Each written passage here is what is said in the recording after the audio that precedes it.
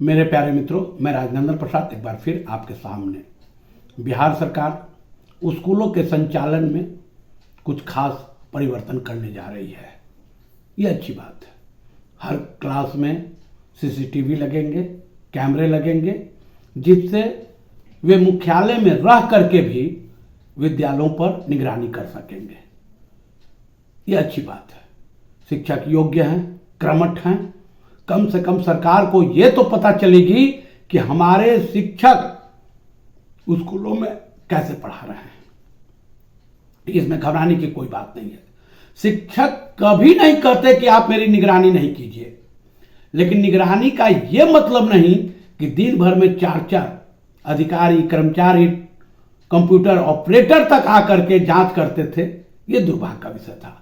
लगा दीजिए कैमरे, कैमरे लगे रहेंगे, सारे शिक्षक और बच्चे निगरानी में पढ़ेंगे और पढ़ाए जाएंगे। ये अच्छी बात है, कोई घबराने वाली बात नहीं है। इस कदम का शिक्षकों ने जोरदार स्वागत किया है कि अच्छी बात है। प्राइवेट विद्यालय में हर वर्ग में सीसीटीवी कैमरा लगा हुआ है। प्रिंसिपल साहब अपने कमरे में बैठ करके सारे कमरे की मॉनिटरिंग करते रहते हैं। विद्यालय प्रबंध समिति भी करता रहता है। इसमें तनिक भी घबराने की बात नहीं है। दूसरी पहल, वर्ग 3 से ही एनसीईआरटी की किताबें अब चलेंगी। आजकल एक फैशन हो गया है। प्राइवेट स्कूल में तो बहुत ज्यादा फैशन है। प्राइवेट पब्लिशर्स की किताबें ली जाती है। जो किताबें 10-20 रुपया में मिलने चाहिए वो 200-250 में मिलता है। प्राइवेट स्कूल में आप जाइए तो वे किताब भी बेच रहे हैं, जूता मोजा भी बेच रहे हैं, पेंसिल रबर कटर भी बेच रहे हैं, पोशाक भी बेच रहे हैं। मानो सरकारी विद्यालय विद्यालय न हो, प्राइवेट विद्यालय विद्यालय न हो, माफ कीजिएगा, प्राइवेट विद्यालय विद्यालय न हो, एक दुकान सा बन गया है। सरकारी स्कूलों में ये सब चीजें नहीं है। ठीक है, पोशाक की राशि मिलती है, छात्रवृत्ति मिलती है, बहुत सारी चीजें मिलती हैं, साइकिल भी मिलती है। तो साइकिल के लिए भी आप बिल दीजिए, बिल लीजिए, कहानी खत्म है। एक मापदंड बना हुआ है।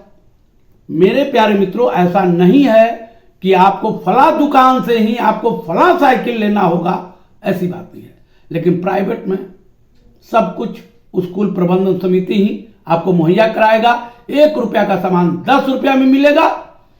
उससे हम तो सरकार से कहेंगे कि आप प्राइवेट स्कूल में भी एनसीईआरटी की पुस्तकें लगवा दें, वहां भी यही पुस्तक पढ़ाई जाए। हिंदुस्तान का सबसे बेहतरीन एनसीईआरटी है, उससे अच्छी कोई संस्था है ही नहीं। और उसके द्वारा जो लिखित पुस्तकें हैं, जिन लोगों ने लिखा है एनसीईआरटी के लिए, वे दुनिया के सबसे बेहतरीन पुस्तकों में एक है। मैंने तो कई बार सुना है, आईएएस आईपीएस जो यूपीएससी की परीक्षा होती है, वो लोग भी एनसीईआरटी की पुस्तकें आज भी पसंद करते हैं। वह पढ़ करके ही वे बड़े से बड़े अधिकारी होते हैं। यह अच्छी बात है। मेरे प्यारे मित्रों, तीसरी बात है कि अब सभी बच्चों का आधार बनना चाहिए और उन्हीं बच्चों का अब एडमिशन होगा जिनका आधार बना हुआ है। क्योंकि क्लास 1 में पढ़ने वाले बच्चे मिनिमम 6 वर्ष के होते हैं। क्लास 1 में जिन बच्चों का नामांकन होता है वे कम से कम 6 वर्ष के होते हैं। तो 6 वर्ष के पहले आप बच्चों का आधार बना लीजिए। आधार सेंटर कई जगह खुले हुए हैं। स्कूल भी व्यवस्था करती है समय समय पर। वहां भी आधार बनाने वाले लोग पहुंचते हैं और बनाना चाहते हैं। लेकिन कुछ गड़बड़ी बच्चों के भी गार्जियन में है। वे जागरूक नहीं हो पा रहे हैं। अब जागरूक होंगे, क्योंकि एडमिशन के वक्त ही आधार की जरूरत होगी। निश्चित तौर पर बच्चों के गार्जियन आधार अपने बच्चों को बना लेंगे, जिससे क्या होगा, सरकार के पास एकदम करेक्ट डाटा पहुंच जाएगा। मेरे प्यारे मित्रों, एक बहुत अच्छी खबर आई है गुजरात से।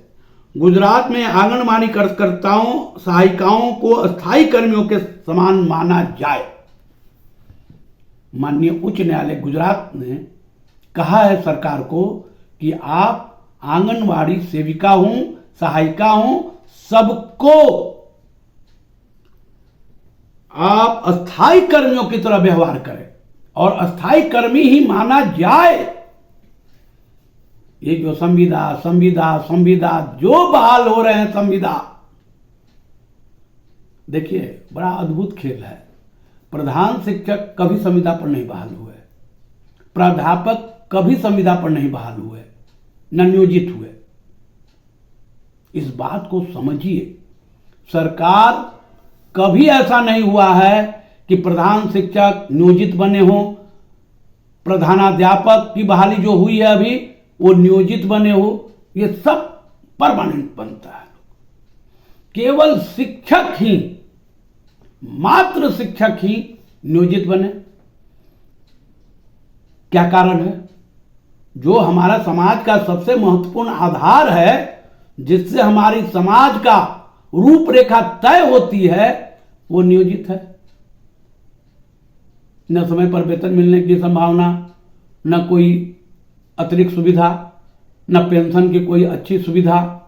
जो पेंशन ईपीएफ में मिलेगी वो तो भगवान मालिक है कि 10 साल 20 साल काम करने के बाद एक वक्त का भी भोजन अगर ढंग से मिल जाए तो बहुत बड़ी बात है। मेरे प्यारे मित्रों, गुजरात सरकार का ये पहल बहुत सराहनीय है। निश्चित तौर पर गुजरात सरकार भी निश्चित तौर पर सुप्रीम कोर्ट माननीय उच्च न्यायालय जाएगी और वहां से 5 जजों के न्यायाधीश का निश्चित तौर पर एक अच्छा जजमेंट आएगा, जिसका प्रभाव पूरे भारतवर्ष में शिक्षकों पर भी, अन्य कर्मियों पर भी एक समान रूप से पड़ेगा। देखिए, बिहार में लंबी चौड़ी फहरिस्त है नियोजित शिक्षकों का, अच्छी संख्या है, सक्षमता पास किए हैं, इसमें कोई दो राय नहीं है। महिलाएं पंचायत स्तर पर जाएंगी, 10 पंचायत देंगी, पुरुष 10 अनुमंडल देंगे, लेकिन बहुत पेच है। इतना पेच है कि पेच को खोलते खोलते सरकार थक जाएगी। मुझे तो कभी कभी लगता है कि सरकार खुद नहीं चाहती कि ये सब प्रक्रिया हो। अगर चाहती प्रक्रिया होना बहुत आसान था। 10 पंचायत मांगते, तड़ आप हर जिला में करते चले जाते। जिसको जिला से बाहर जाना है उसको भी एक ऑप्शन मांगते, लेकिन वो तो हो नहीं रहा है। क्या हो रहा है? भरिए, ऑनलाइन भरिए, फिर रेंडमाइजेशन के तहत उनकी पोस्टिंग होगी। और कंप्यूटर, रोबोट, ये 2-4 चीजें ऐसी है इस देश में जो किसी को नहीं पहचानता। अगर आप फीड कर दीजिएगा पूरब को पश्चिम, पश्चिम को उत्तर, उत्तर को दक्षिण, दक्षिण को उत्तर देना है, फीडिंग होती है ना, उसमें फीडिंग होती है। सब आदमी बहुत बुरी तरह फंस जाएंगे। मैं डरा नहीं रहा हूं। भगवान करे सारे सक्षमता पास विशिष्ट शिक्षक अपने घर के इर्द गिर्द रहें, अपने परिवार के साथ रहें, अपने बच्चों के साथ रहें, अपने माता पिता के साथ रहें। मैं भगवान से प्रार्थना करता हूं कि रहें, लेकिन सरकार रहने दे तब ना। सरकार को बुद्धि आए, हमारे एसीएस साहब को यह सद्बुद्धि आए। अब तो एक बात सुन रहे हैं कि पहले था कि थोड़ा सा देर होता था, लेट लतीफ हो गया ऑटो पकड़ने में, बस से जाने में, 1 दिन का वेतन गायब। अब तो कार्मिक विभाग का जो सर्कुलर है सामान्य प्रशासन का, उसके तहत आपके वेतन की कटौती होगी। 4 दिन लेट तो 1 दिन का वेतन। उसी तरह बहुत सारे सामान्य प्रशासन का नियम बना हुआ है, ऑफिस चलाने का, वेतन देने का, वेतन काटने का। वो सारे उस नियम से अगर होंगे तो निश्चित तौर पर शिक्षकों को बहुत फायदा होगा। मैं भगवान से मनाता हूं कि सद्बुद्धि मिले, सद्बुद्धि हो। वे तमाम अधिकारी कर्मचारी, अपर मुख्य सचिव साहब को भी कि शिक्षकों के हित में कुछ सोचे। बहुत अच्छी बात है।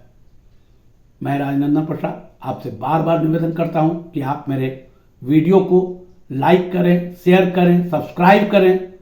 जरूरत है, मैं विनती कर रहा हूं, आपके सहयोग की अपेक्षा में रखता हूं और उम्मीद करता हूं कि आप मेरे चैनल को निश्चित तौर पर आप सब्सक्राइब करेंगे। बहुत खुशी होगी। बहुत बहुत धन्यवाद। धन्यवाद। जय हिंद।